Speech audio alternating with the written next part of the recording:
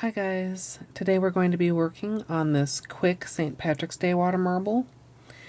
And I say quick mainly because instead of using 10 cups like my design last year, this is only going to take 4 cups because I'm just using the clover as an accent on my middle and thumbnails rather than doing a clover on every nail.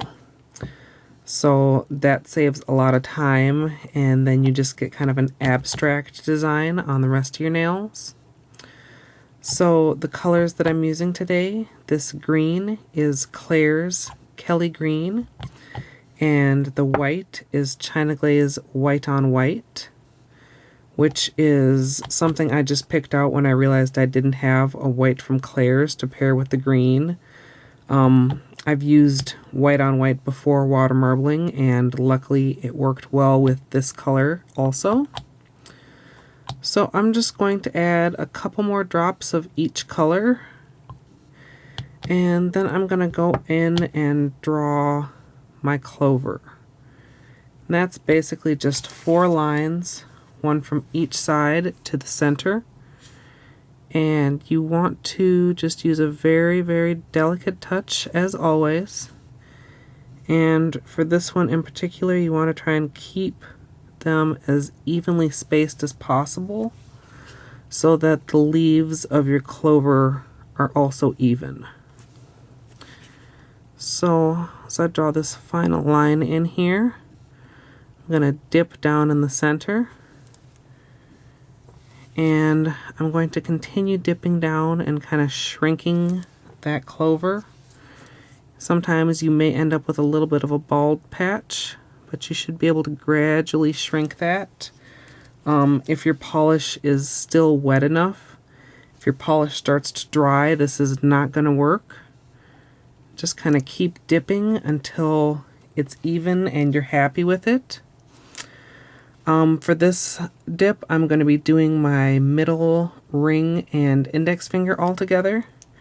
So I'm just going to turn this cup a little bit. Despite my best intentions, it is a little bit lopsided so that I get the side that I want toward the tip of my nail.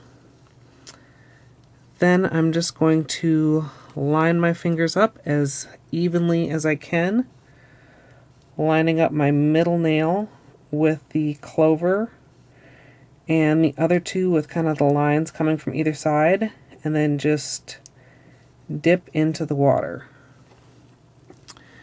Then go ahead and reach in with the orange stick to start cleaning up the excess polish. And once the surface is clear, I'm going to go ahead and pull my nail slowly out. And there's the water marble design. So you can see that the center clover didn't turn out completely white, and that's partly due to me shrinking it, and the polish kind of pulls and blends together a little bit. In this case, that's what I wanted it to do. And really, this is a very, very easy design. The trickiest were actually my pinky nails. On my right pinky, I actually didn't get much of a design, and on my left pinky, I actually smudged it and had to do some polish surgery. So maybe next time I do something like that, I'll record a quick video if you guys are interested. Leave me a comment, let me know what you think about that, because sometimes you just need to go in there and touch up the marble just a little bit. But also let me know what you think of just using the clover as an accent. If you want to see some more St. Patrick's Day nail art, I'll link that playlist.